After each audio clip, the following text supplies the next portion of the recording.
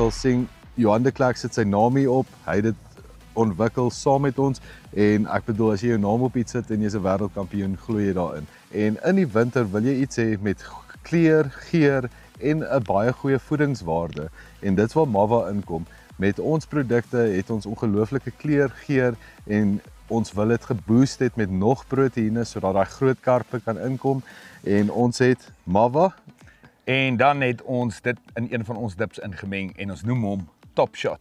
Dit is die Tracer met Mava Enhanced en dan het ons 'n tweede een, die alombekende Gladiator met Manu.